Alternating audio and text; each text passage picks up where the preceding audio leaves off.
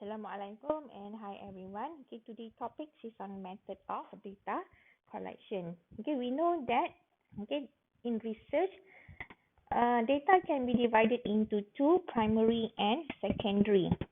Okay, secondary research involves any information from published sources which has not been specifically collected for the current research problem. This includes the published sources of data such as electronic database, periodicals, company annual reports, etc. If the research problem in hand demands secondary data to be collected, so the researcher needs to decide what kind of information to be used accordingly to decide one or other sources of data collection. However, primary data collection become necessary if you cannot find information specifically for the study. Okay, so you need to collect data fresh and for the first time that happen to be original in character. So that's why primary data is called as the first-hand information. The method of collecting primary and secondary data differs since primary data is to be originally collected. Okay, you collect the data on your own. While the case of secondary data, the data collection is simply a compilation from the available published sources. Okay, so this chapter focus on different methods of primary data collection and the advantage and the disadvantage. Okay, data collection method can be divided also into two, qualitative versus quantitative. These two methods of data collection can be used in conjunction with each other. Okay, qualitative research explore attitudes, behavior, and experience through methods such as interviews or focus group. Okay, it attempts to get an in-depth opinion from the participant, and we examine the attitudes, behavior, experience, which relate to the personal information of participant. So that when we do the qualitative research, fewer people take part in this research, but the contact with these people tend to last a lot longer. Okay, and there are many different methods such as participant observation, in-depth interview, and focus group discussion. Okay, we will discuss later on. While on the other hand, quantitative research generates statistics through the use of large-scale survey research using methods such as questionnaire or structured interview, okay, to get the data. If a business analyst or market researcher has stopped you on the street, okay, you have to fill in the questionnaire, okay, which has arrived through the post. This fall under umbrella of quantitative research. Okay, when you when you fill in the questionnaire. Okay, so this type of research involves many people. Okay, but the contact with those people is much shorter than it is in qualitative research. Okay, sebab bila you buat survey, okay, you just give the questionnaire and then the attachment, okay, with the respondent are very short. Okay, so the difference, okay, between the qualitative and quantitative. Okay, typical qualitative data, okay, involve words. Okay, kalau qualitative, okay, we just do the interview, okay, we collect the information using words and so forth. Okay, while quantitative data involve numbers. Okay, we collect data through questionnaire. Okay, based on the questionnaire, we can get the information via numbers. The qualitative research is inductive. Okay, inductive meaning that, okay, in a qualitative we try to develop a theory, while qualitative research is deductive in nature. Okay, in this case, deductive meaning that we are testing the existing theory. Okay, and then in quantitative research, okay, the use of statistical analysis allow for generalization to others. Okay, a goal of quantitative research is to choose a sample that closely resemble to the population. We want to make a generalization about the population. Okay, while on the other hand, okay, qualitative research does not seek to choose samples that are representative of population. Okay. Okay, so another type of data collection method is the observation. Okay, so observation method is the most commonly used method, especially in studies relating to behavioral sciences. Okay, so kita nak tengok behavior of the object, of the subject. It can be people, okay, it can be animal, okay, it can be plants, and so forth. Observation is a technique that involves systematically selecting, okay, watching, and recording behavior and characteristic of living being, object, or phenomenon. Okay, under the observation method, okay, the information is sought by way of investigators' own direct observation without the knowledge of the respondent. Okay, biasanya bila kita buat observation, okay, we must make sure that, okay, the respondent unaware, okay, that they are being observed. Okay, for example, in a study relating to consumer behavior, okay, the investigator, instead of asking the brand of wristwatch used by respondent, may look himself herself at the watch. Okay, so daripada you tanya dia, okay, what is the preferred watch brand, okay, jam tangan yang you biasa pakai, okay. So daripada kita tanya dia, baik kita tengok apa yang dia pakailah. Okay. The main advantage, okay, of this method is that the subjective bias is eliminated as actual behavior get recorded. Okay. So biasanya when we know that we are being recorded or that we are being observed, okay, we tend to be not to be ourselves. Okay, we tend to be fake. Okay, sebab kita tahu ada orang tengah tengok kita. Okay. Secondly, the information obtained under this method relates to what is currently happening. Okay, it is not complicated by either the past behavior or future intention or attitude. So, what happened, apa yang kita tengok pada masa itu ada berlaku pada masa itu. Okay, it's not relate to the past or to the future behavior or future attitude. And then this method is independently this method is independent of respondent willingness to respond, and as such is relatively less demanding or active cooperation on the part of respondent. Okay. And then this method is particularly suitable in studies which deal with subject or respondent who are not capable of giving verbal reports of their feelings for one reason or another. Okay, so if we cannot deliver, okay, give the information in verbal, okay, kita tak boleh nak cakap, okay, manusia je boleh cakap, okay, so we can do observation. Contohnya animals, okay, they cannot talk, okay, but you can observe. Okay, even also for human, okay, kadang-kadang human for babies, for example, okay, you cannot give a questionnaire, okay, for babies to answer, okay, but you can observe them. Okay, so here, okay, are some example, okay, which will help to understand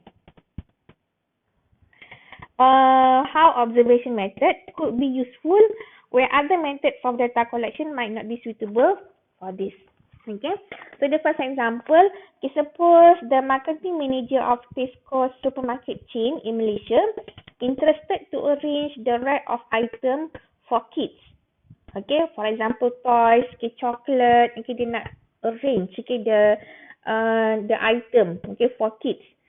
So to increase the sales, so the manager interested to arrange the most preferred and expensive item at the lower rack.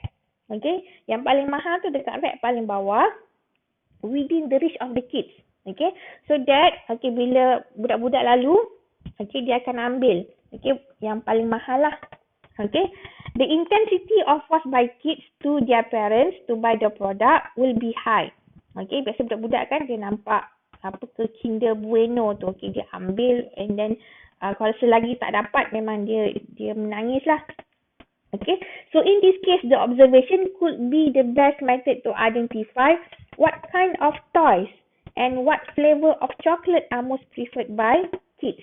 Okay, say below age of 6 years old. Okay, the method like survey may not be suitable for the kids who have just started picking up the language and not yet freely started interacting with unknown people. Okay, it's very difficult kalau kata kita jumpa budak-budak, yang dia takutlah jumpa stranger, betul tak?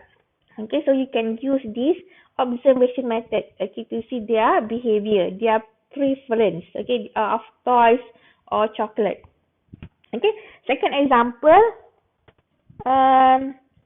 road traffic, management in Malaysia. Okay, let's say we are interested, to determine the average waiting time for a car near a particular toll gate during the peak hours. Okay, let's say pukul 8 sampai pukul 10 dengan pukul 5 dengan pukul 7 waktu peak hours. Kita nak tengok dia punya traffic. Okay, berapa lama yang dia perlu beratur dekat toll tu. Okay, so in this case, survey method will fail as most of the car owners may not be in position to tell the exact waiting time. Okay, so biasanya takkan kita nak tanya dekat orang yang bawa kereta tu berapa lama dah tunggu dekat sini. Okay, so it is impossible. So the best method, is to fix up the camera for observation near the toll gate, during the peak period. Okay, so we as a researcher identify how many cars pass through that particular toll gate during the peak hours. Okay, thus the exact waiting time can be find out. Okay, so kita observe lah. We observe contohnya, dalam tempoh 1 jam, dalam tempoh setengah jam. Okay, so berapa banyak yang kereta yang lalu toll, during the peak hours. Okay, so the third example, a camera in retail store, can be used to record customer behaviours, while buying garment. Bila beli baju kan, contohnya kita nak tengok bila customer pilih baju, dia akan pilih baju color apa. Dia akan pilih baju jenis apa. So we can see their facial expression. Kita tengok daripada video camera, kita tengok dia punya facial expression. And then we can determine what are the factors, the purchase factors, the purchase behavior, the brand preference, just by using the method of observation. However, while choosing observation as the method of data collection, the researcher should keep certain things in mind. What should be observed? How observation should be recorded, and how the accuracy of observation should be ensured. And then if the observation is characterized by careful definition of units to be observed, the style of recording the observed information, standardized condition of observation, and the selection of pertinent data of observation, then the observation is known as structured observation. On the other hand, if the observation is to take place without this characteristic to be sought out in advance, it is known as unstructured observation. Maksudnya dekat sini, if you know that what you are going to collect, what you are going to watch, what you are going to extract, so that is considered as structured observation. Apa yang you nak tahu, Tapi kalau you want to observe everything, the overall, without knowing what the respondent might be doing, so that is considered as the unstructured observation. So structured observation is considered as appropriate in descriptive study. Whereas in exploratory study, the observation is more likely to be unstructured. Biasanya kalau kata kita dah tahu apa yang kita nak tengok, okay, that is more to the descriptive statistic lah. Okay. But if, okay, we do not know what we are looking for, okay, so that is considered as exploratory research. Okay. The second type of data collection method, okay, is a survey. Okay, survey is a collection of information from representative target respondents, okay, using questionnaire. Okay, yang ni yang quite common lah, okay, where you collect data, you have a questionnaire, okay, distribute to the respondent and then they return back to you. That is a survey. Okay, so there are many types of survey. Okay, so we go one by one. Okay, the first one is the personal interview. Okay, personal interview, or sometimes we call it as face-to-face. Okay, is the most widely used by researchers all over the world. Okay, but due to the COVID-19, so no more, okay, face-to-face survey. Okay, this type of interview consists of administering structured questionnaire. Okay, and trained interviewers ask fixed choice question in a consistent format. Okay, in order to obtain a more accurate outcome of the overall survey, so the interviewer should keep the following points in his mind. Okay, these important tips will ensure reliable, credible, and unbiased responses from the respondent. Okay, so first, interviewer must be well organized, okay, and knowledgeable in the subject matter presented. Okay, bila nak buat personal interview. And then, interviewer should ask the same question without changing in wording from all the respondent. Must be consistent lah. Okay, bila you tanya dekat orang ni, mesti soalan dia sama macam soalan yang dekat orang lain. Okay. And then the interviewer should ask every question in the same context. Okay, mesti tanya dalam konteks yang sama, dalam nada suara yang sama lah. Okay, ada beza kalau kita tanya, puan suka makan apa? Ataupun, puan suka makan tu ya? Okay, there is a difference. Okay, a context for every question that you ask. And then the interviewer should explain the purpose of the research, okay, to the respondent in the same manner. Kena bagi tahulah what is the purpose of the research that you conduct. The interviewer should ensure that each question is understood in the same way by the all respondent. Okay, so the respondent should understand, okay, each of the question. Okay, and then the understanding is covered by all respondents. And then the interviewer should write down the response in a standardized form to avoid any confusion. And then the interviewer should try to extract the unbiased response. Okay, this is actually very difficult for the interviewer. Sometimes kita ada bias jugalah. Okay, kita jumpa orang yang cantik, yang handsome, lain sikit kita tanya soalan. Okay, kalau kita tanya orang tua lain sikit, tanya budak-budak lain sikit soalan dia. Okay, and then the interviewer should be aware of the impact of his or her behavior, okay, on the response of the respondent. Okay, kadang-kadang a certain question could be sensitive, okay, to the respondent. Okay, you should be aware. Kalau you rasa benda tu soalan yang sensitif, okay, for the respondent to answer, you try to avoid it. Okay. The advantage of the personal interview. Okay, first, if respondent find difficult to understand any question, so the researcher can explain and clarify to get the true and correct response on the question. Kalau kita tahu dia tak faham soalan tu, so we can clarify actually what is the question is all about. Different measurement tools can be used in one survey depending on the requirement of the analysis by the researcher, okay, such as close-ended, okay, visual, open-ended question. Okay, kadang-kadang bila kita buat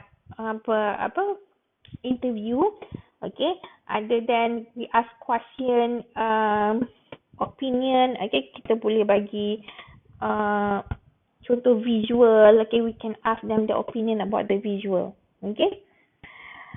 And then the survey method, Okay, has the advantage of getting representative sample from the target population. So the finding of the research can be generalized. Okay, and then the response rate is generally very high. Okay, bila kita buat face to face punya interview, biasanya bila kita, sebab ialah bila kita tanya soalan, okay, sometimes people tend to answer the question. Okay, so we can get the information very quickly. So the response rate is very high. Okay, so kita tahu orang tu nak jawab kita punya questionnaire, kita punya interview. Okay, so definitely, okay, we can get the response from the respondent. Okay, and then extensive probing can be used collect detailed information. Okay, kadang-kadang if we think that we need more information, okay, we can ask directly from the respondent. Okay, kadang-kadang there are certain information is not sufficient. Okay, so we can get directly from the respondent. And the respondent body language can guide the interviewer and be recorded to help interpret comments. Okay, sometimes kita boleh interpret lah, okay, bila kita tanya orang kan, okay, kalau orang asyik keruk-keruk muka je ataupun dia asyik pandang atas je, okay, we know that ada dia tipu ke, okay, ataupun actually dia tak faham apa pun yang kita tanya, okay, ataupun they are reluctant to answer our question. Okay, so that is the advantage, okay, of using the personal interview. But the advantage of the personal interview definitely is cost lah, okay, sebab you kena go to personally, okay, each of the respondent, and then time consuming. Okay, tak ada katakanlah untuk satu orang interview, okay, you took about 15 minutes, okay, to get the information, okay, on the average. Okay, but in some cases kadang-kadang kalau orang tu banyak cakap, okay, 1 jam, okay, just to get the information from one respondent, so it takes time. Okay, the second type of survey is the mail survey. Okay, so imagine that you are interested in exploring the attitudes college students have about writing. Okay, so since it will be impossible to interview every student on campus, okay, so choosing the mail out survey as your method will enable you to choose a large sample of college students. Okay, so you might choose the limit your research to your own college or university, or you might extend your survey to several different institutions. Okay, so if your research question demand it, the mail survey allow you to sample a very broad group of subject at small cost. Okay, so survey ni actually is the alternative to the personal interview lah. Okay, but you need the sample for a very broad group. Okay, tapi kita punya budget kita kecil ataupun masa kita tak banyak lah. Okay, so advantage of the mail survey, okay, low cost, okay, compared to the personal interview. Okay, the cost for mail survey could be 50% less, okay, than the self-administered survey, and 75% less than the face-to-face survey. Okay, sebab face-to-face interview you kena pergi dekat orang tu. Okay, kalau survey self-administered survey, maksudnya you ada questionnaire, okay, you distribute dekat dia, you tunggu dia jawab soalan, lepas tu you collect balik. Itu pun ambil masa juga, okay, because you have to wait, okay, and then you have to print out the questionnaire for the respondent to answer. Okay, mail survey convenience. Okay, the respondent are free to respond at their convenience time. Okay, bila masa yang dia free, dia akan respond. And then bias, okay, as there is no personal contact between researcher and respondent, okay, so there is unlikely the case for personal bias, okay, based on first impression to alter the response of the survey. Okay, so it can avoid bias lah, okay, sebab from this dia tak tahu pun, biasa kalau self-administered,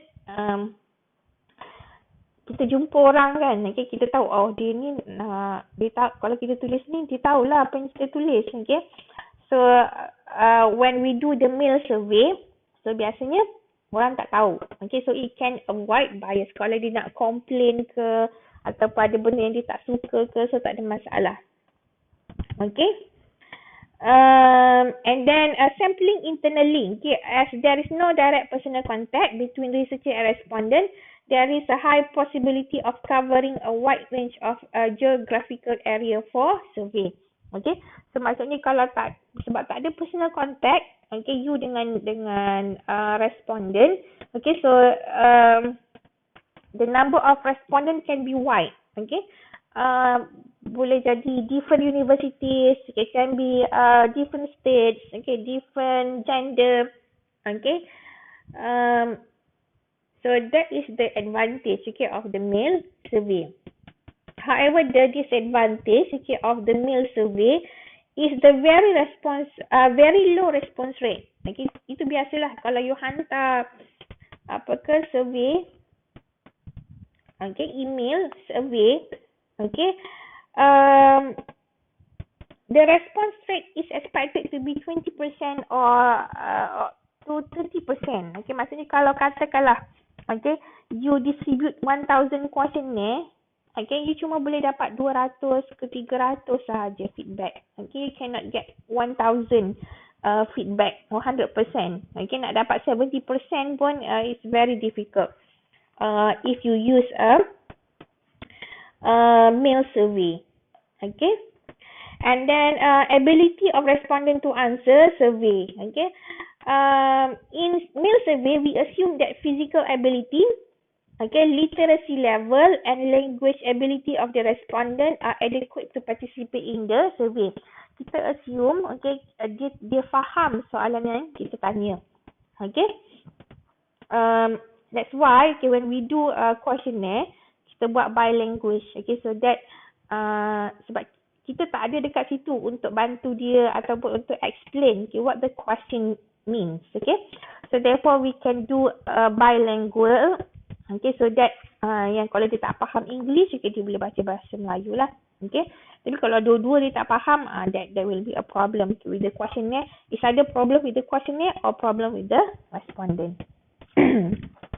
Okay, and then the third one, okay, is the telephone survey. Okay, so telephone survey is an alternative form of interview, okay, to the personal through telephonic conversation. Okay, I think sekarang ni dah jarang lah, okay, but for a long time ago memang, okay, telephone interview is a very useful method of data collection. Okay, and even we have a telephone center, okay, to get the information regarding marketing of certain product. Okay, kalau you pernah dapat call, okay, from hari tu I think saya pernah dapat satu call, okay, from dia nama pencuci lantai if I'm not mistaken. Okay, dia minta saya jadi respondent call, okay, sama ada saya boleh datang ataupun tak, okay, to give feedback, okay, about their product, okay, during that time lah. And then when you want to do a telephone survey, so these are the points, okay, that you should consider when you want to do a telephone survey. Okay, first, okay, locate the respondent. Okay, the repeat calls could be necessary if the respondent work in organization and the only channel to reach them is through their secretaries. Okay, and then as the researcher may not know the name and the designation of the respondent, there is every possibility of interviewing the wrong person.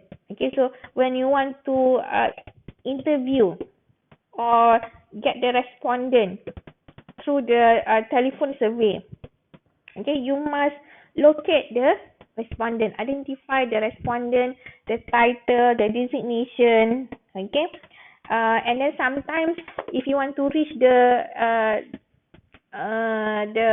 higher authority, okay, you have to go to the secretaries, okay, and then you have to call many times, okay, to reach them. And then the researcher can intimate the respondent in advance, okay, informing them about the telephonic interview on the subject matter. Okay, so you can explain to the respondent first, okay, why you want to do the telephone interview. And then you must making them agree to take part. Okay, the purpose of the call should be stated clearly to the respondent. Okay, we must explain why we need to do the telephone interview. Okay, generally respondent listen to the introduction before they decide to they participate or refuse. Okay, kadang-kadang bila kita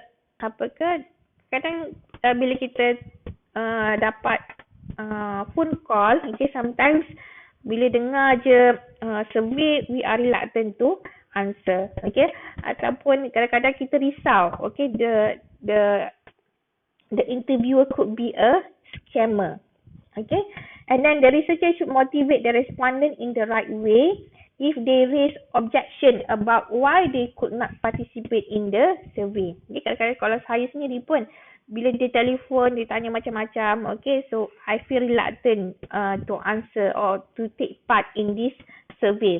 Okay, so as a interviewer ataupun as a researcher, okay, you should be able or you should have a capability, okay, to convince the respondent how important the information from the respondent could help in your research. Okay, advantage of the telephone survey, okay, it is more flexible compared to the mailing method, okay, and then faster than the other method of service. But you duduk je and then you call, okay, and then relatively cheaper than the personal interview. Okay, sebab you call, you duduk dekat rumah, you tak travel, you do not reach to the respondent. Okay, it can cover reasonably large number of people or organisation, high response rate, okay, keep going till the required number is reached. Okay, kalau you memang very enthusiastic punya person, okay, memang you akan selagi dia tak angkat, you call, okay, just to get the response. Recall is easy, callback are simple and economical, okay, and then interviewer can explain requirement more easily. And then replies can be recorded without causing embarrassment to respondent. Okay, so actually you boleh record, okay, the conversation between you and the respondent. Okay, but the disadvantage of telephonic survey, okay, this kind of survey is often connecting with selling. Okay, bila survey ni biasanya orang akan reluctant lah sebab kita rasa macam ini macam nak jual barang je ni. Okay, and then the questionnaire must be short and question must be simple and straightforward. Okay, otherwise respondent may refuse to answer them. Okay, soalan mesti pendek. Okay, must be simple. Okay, tak boleh tanya soalan yang panjang-panjang. Okay, sebab kita melalui telefon kan. And then survey are restricted to respondent who have telephone facilities. Okay, kalau orang tu tak ada telefon, tapi zaman sekarang ni agak jarang lah. Okay, and then repeat calls are inevitable. Okay, average 2.5 calls to get to someone. Okay, kadang-kadang sebenarnya kita kalau nampak orang tu asyik call kita banyak kali, kita dah kata tak nak dah, tapi dia call lagi. Okay, so it will cause uneasy feeling, okay, to the respondent. And then time is wasted. Okay, respondent has little time to think to respond to each question being asked over the phone. Okay, biasanya bila dalam telefon kita nak cepat. Okay, so bila kita minta dia soalan ke apa ke, kadang dia tak boleh nak fikir. Okay, masa dia tengah jawab soalan tu, mungkin dia tengah buat kerja. Okay, so it will distract, okay, the focus of the respondent. Okay, too many questions or disturbance in the telephonic connection may cause irritation to the respondent. Okay, tiba-tiba tak ada line, okay, atau tiba-tiba bunyi klik. So it will disturb, okay, the researcher, okay, to get the information from the respondent. Not suitable for intensive survey where comprehensive answers are required to various questions. Tapi kalau macam ada soalan yang dia perlu explain panjang, okay, So telephone interview is not suitable. Okay, so the last one, okay, the technique of survey is the internet survey. Okay, with the growth of the internet and the expanded use of electronic mail for all purpose, the electronic survey is becoming one of the most widely used survey method each day. Okay, so actually inilah yang you akan buat. Okay, the internet survey. Okay, online survey. Okay, you disseminate the questionnaire through online. Okay. Advantage of the internet survey, okay, cost saving, okay, less expensive, of course, very less expensive, okay, ease of editing analysis, okay, kadang-kadang kalau you isi online, okay, dalam Google Form, okay, and then you boleh terus convert to Excel, okay, and then boleh terus buat analysis, okay, faster transmission time, okay, unlike the mail survey. Okay, it takes a few days to deliver. Kalau mail tadi tu, you kena hantar, yang mail survey tadi tu, sebenarnya you kena hantar balik surat. Dia dalam bentuk surat. Mail tu surat dia hantar surat dekat you, lepas tu suruh you isi questionnaire and then return balik kepada you. Okay. So, it takes time. Okay, while online survey, okay, dia punya time transmission is very fast. Okay, and then easy use of pre-letters. Okay, so the researcher can estimate the response rate through the invitation. Okay, so kita tahulah kalau kita dah disseminate about 1,000 questionnaires, so we can calculate or estimate, okay, the response rate. Okay, higher response rate.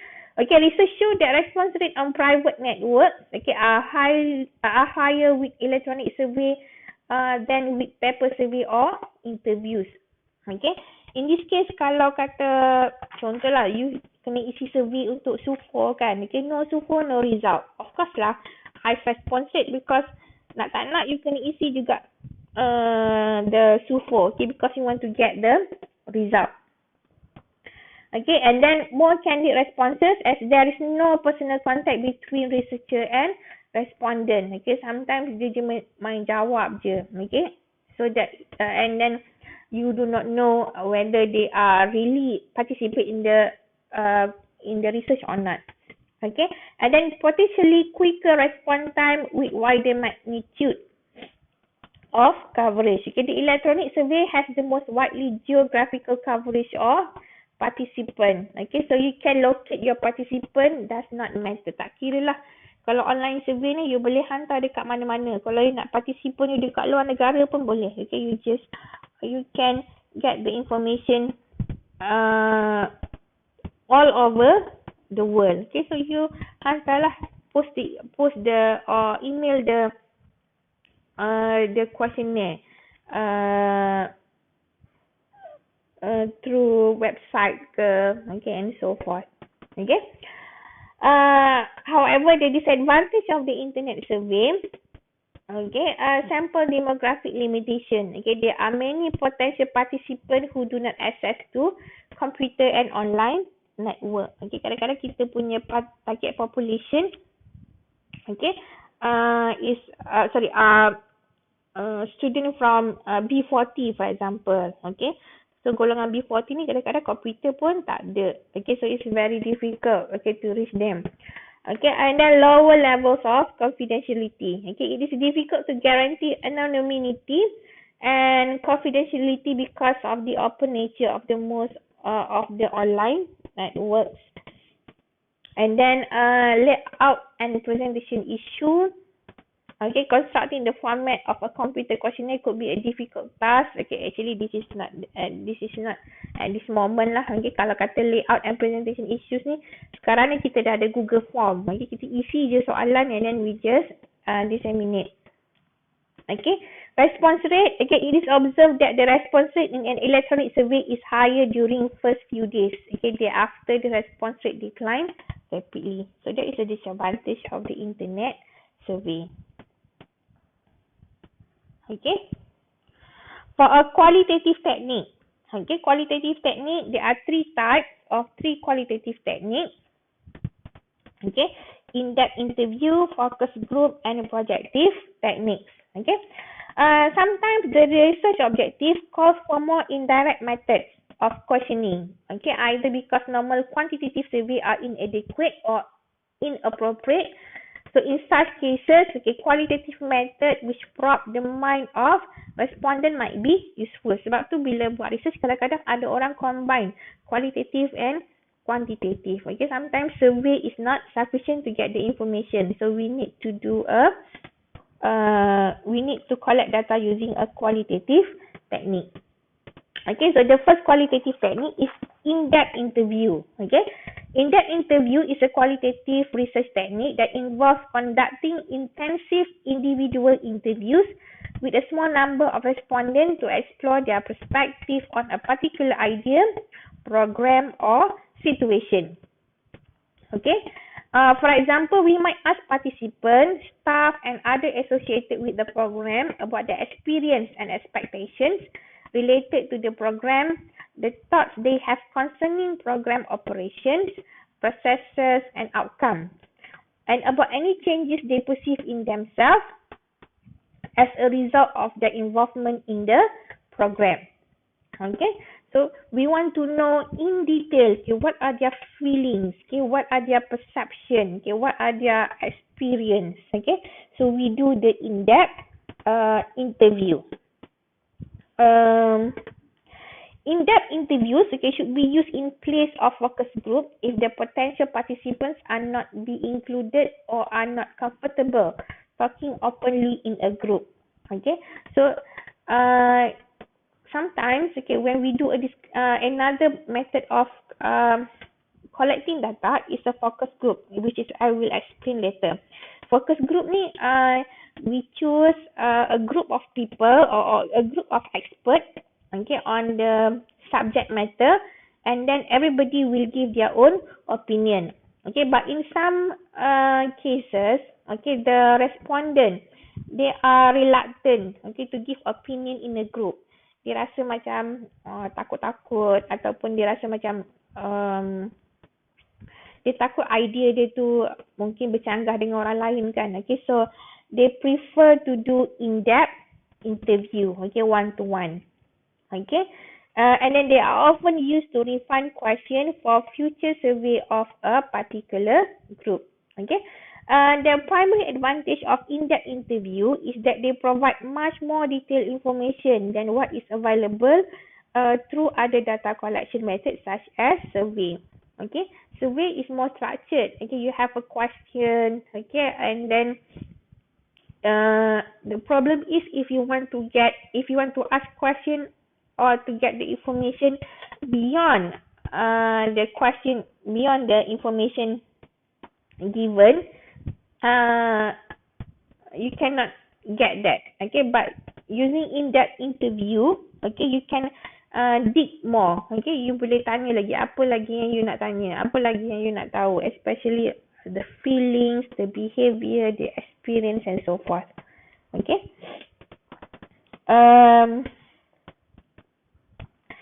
They also may provide a more relaxed atmosphere, okay, in which to collect information. People may feel more comfortable having a conversation with you about their program as opposed to filling out a survey. Okay, kadang-kadang orang lebih suka bercerita berbanding dengan tulis bagi opinion in a written form. Okay. However, there are few limitations and pitfalls, okay, using the in-depth interview. Okay, the responses to interview community members and program participants could be biased, okay, due to their stake in the program or for a number of other reasons. Kadang-kadang bila kita pilih kita punya respondent, okay, we want to get the opinion, we want to get the experience. Sometimes they tend to be biased, okay, because they know that, okay, we are studying about their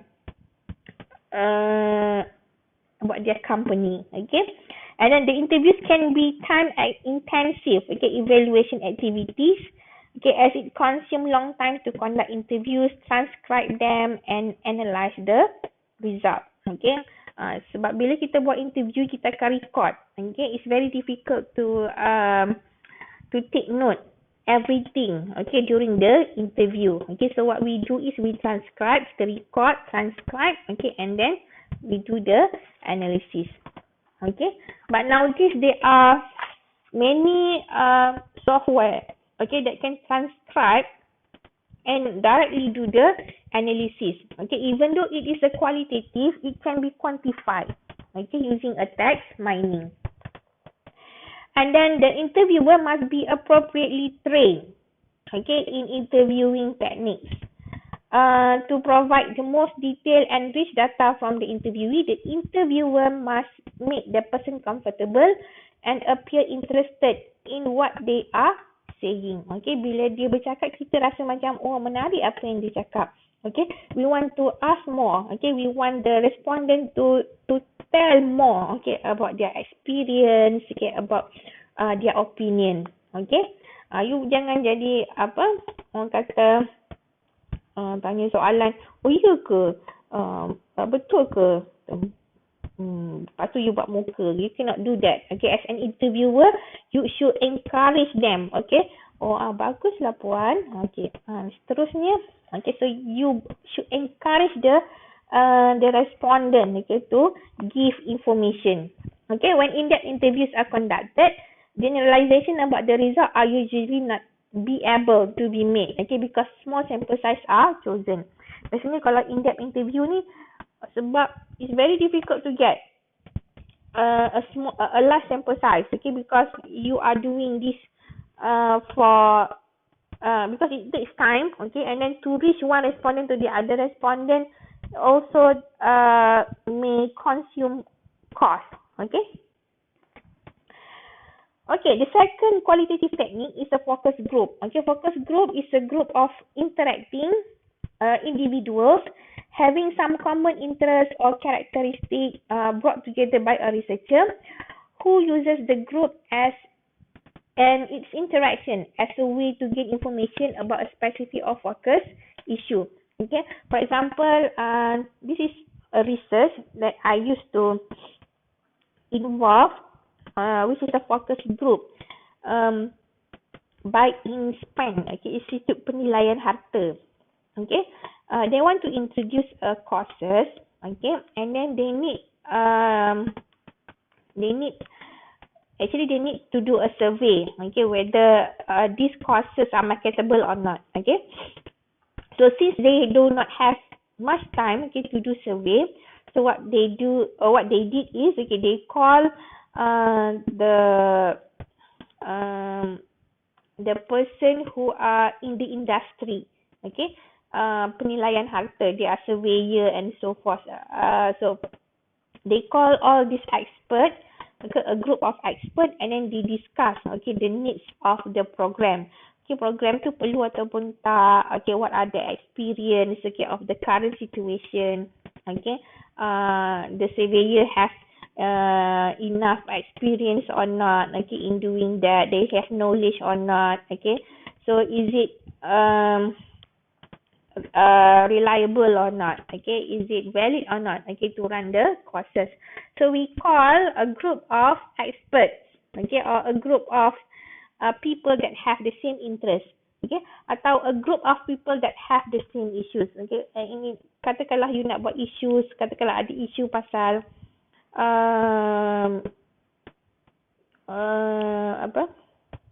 intern, okay, let's say internship, okay, that regarding internship, okay, the experience, okay, and then the difficulties, what are the good thing about internship, okay, so we call, okay, a group of people that went the same experience, okay, and then they discuss, okay, what they went through during their internship, okay, so we can get more information, okay, using the focus group discussion, okay. However, okay, the number of people, okay, in a focus group should contain approximately 6 to 12 people, okay. It's supposed to be large enough, okay, so that everybody can contribute, okay, can give their own opinion, okay, but cannot more than 12. Okay, sebab kadang-kadang bila terlalu ramai, kadang-kadang benda tu jadi melerik. Okay, sometimes there also possibility that there's only 1 or 2 person talking. Okay, because they are trying to dominate the conversation. Okay, yang lain-lain rasa macam kalau makcik dia je cakap. Okay, but the interviewer or the moderator, the moderator should place an important play, okay, to control the audience. Okay, kalau kata ni nampak ada yang tak bercakap sangat, okay, so the moderator should ask the question, okay, to the person who might have no chance, okay, to talk, to give their opinion. So kita kena ni lah bagi peluang. Okay, and then the third technique is the projective technique. Okay, used by psychologists for projection of respondent in inferring underlying motive, urge or intention which are such that the respondent resists revealing them or unable to figure it out themselves. Okay. So in the projective technique, the respondent is supplying information tends unconsciously to project his or her own attitudes or feelings on the subject under study. Okay, so it plays important role in motivational studies or in attitude survey. In the following paragraph, okay, so we can discuss some of the important projective techniques. Okay, so the first one is the word association. Okay, in this technique, we can ask the respondent to associate brand with one word that they think when they think of the brand. Okay, for example, let's say saya kata Coca-Cola. Okay, so what do you think about the Coca-Cola? Okay, so that is the projective technique. Okay, the second one is the sentence completion. Okay, under this, the respondent is given an incomplete sentence. Okay, for example, people who go to mall tend to be. Okay, so the respondent give or complete the sentences according to their opinion or according to their experience. Okay. The third one, okay, is the verbal projection. In this technique, the respondents are asked to comment on or to explain what other people do. Okay, for example, why do people smoke? Okay, you ask question. Okay, answer may reveal the respondent's own motivation towards smoking. Okay. Okay, secondary data. Okay, secondary data is indispensable for most organizational research. Okay, refer to information that have been already gathered by someone, okay, by individual or agencies and readily available to the researcher. Okay, kalau memang data tu memang dah ada, okay, walaupun data tu adalah data survey, okay, katakanlah supervisor kata, okay, this is the data that being collected by the previous group. Okay, so you kena pakai data ni. Okay, so you tak payah collect data lah, you guna data ni. So that data is considered as a secondary data, okay, not a primary data, because you are using the data that have been collected by the other person. Okay, and then the secondary data can be internal or external to the organization, and it can be accessed through internet, okay, or per user or recorded or published information. Okay. Secondary data may be available, okay, which is entirely appropriate and wholly adequate to draw conclusion and answer the question or solve the problem. Okay, sometimes primary data collection simply is not necessary. Okay, kadang-kadang based on the secondary data is already sufficient. Okay, and then it is far cheaper to collect secondary data than to obtain primary data. Okay, because for the primary data you have to go to the field work, okay, and then do the data collection. Okay, while the primary secondary data tu memang dah ada dekat internet. Okay, so you can collect the data freely. The time involved in searching secondary data is much less than need to complete primary data collection. Okay, and then secondary source of information can yield more accurate data than that obtained through primary research. Okay, And then it should not be forgotten that secondary data can play a substantial role in the exploratory phase of the research, when the task at hand is to define the research problem and to generate hypotheses. Okay, and then secondary data can be extremely useful both in defining the population and in structuring the sample to be taken. Okay, for example, government statistics on a country agriculture will help decide how to stratify a sample, and once a sample estimate have been calculated, then this can be used to project those estimates to the population. Okay, so there are several sources of secondary published data. Okay, you can get from the publication center, okay, or from the foreign government or international bodies. Okay, you can get from the KKM, okay, for medical data, okay, or about crime, okay, you can get from the police, which is very difficult to get, okay, or you can get the number of traffic, okay, from plus and so forth, okay. And then researcher must be very careful in using secondary data, because it is just possible that the available data may not be suitable or may be inadequate in the context of the problem under investigation. Okay, sometimes the secondary data is not sufficient. For example, if you want to determine the factors of diabetes, okay, what are the factors of diabetes among children, for example, okay, there are certain variables are not enough, okay, and that cannot be measured, which does not meet your research objective. Okay, so you must collect or you must accommodate, okay, with the primary data. Okay, so therefore, okay, when you want to use a secondary data, so this characteristic must be taken into consideration. Okay, the first one is the reliability of the data. Okay, whether the data is reliable or not. Okay, who collect the data? Okay, what were the sources of the data? And then, was the data collected by using appropriate methods or not? And then, at what time period data was collected? And then, what level of accuracy was desired and how far it was achieved? Okay, so that is the main concern of the secondary data, the reliability. Boleh percaya ke tak data tu? Okay, is it true that the value is equal to that value? Okay, and then suitability of the data.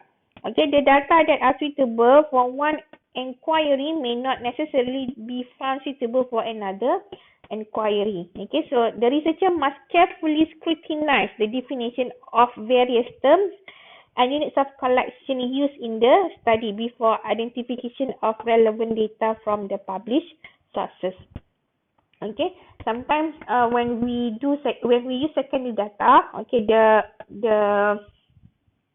data that we use is not suitable and then does not meet the research objective. Okay, so you need to identify first, okay, the relevant data that should be used for your research. And then adequacy of the data. Okay, kadang-kadang data dah ada, data memang ada, variable ada, but the adequacy, cukup ke tak cukup? Okay, especially when you want to do forecast. Okay, or when the research needs, okay, certain amount of data to ensure that the method that you use is valid. Okay, but nowadays the issues of data is not really a big matter lah, because due to the machine learning, okay, big data, okay, so actually you boleh dapat data yang banyak lah, okay. Cuma kadang-kadang for a time series is very difficult to trace back, okay, the past information. Okay, so the adequacy of the data, okay, could be a main concern. Okay, so we have discussed, okay, various methods of data collection.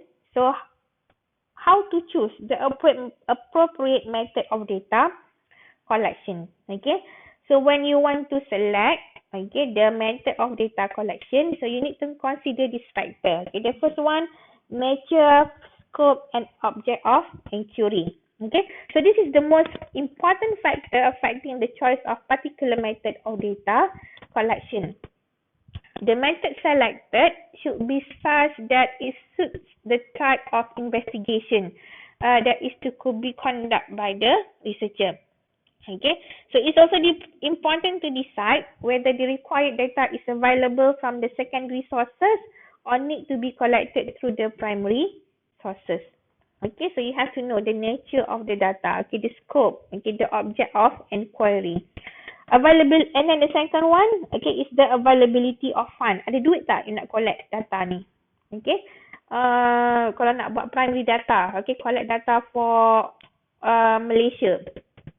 Okay, ada tak fund, okay, ataupun you kira tak cost untuk pergi ke setiap negeri. Okay, and then time factor. Okay, the time at the disposal of the researcher do affect the choice of data collection method. Okay, sempat tak you punya research ni, katakan you buat FYP ni, okay, you nak collect data tempoh masanya you plan 3 bulan. Okay, within 3 months. Can you reach, okay, your respondent or not? Okay, katakanlah you kena dapat, you kena collect 200 respondent. Okay, so you need to consider the time factor. Can you reach, okay, the 200 respondent, okay, within 3 months? Okay, and then precision required. Okay, the researcher should give the consideration on the level of precision required while selecting the method of data collection. Okay, so kena tengoklah sama ada you must ensure that, okay, the precision of the information. So these are the criteria, okay, that you should consider when choosing the appropriate method for data collection method. Okay, so that's all for today. Thank you.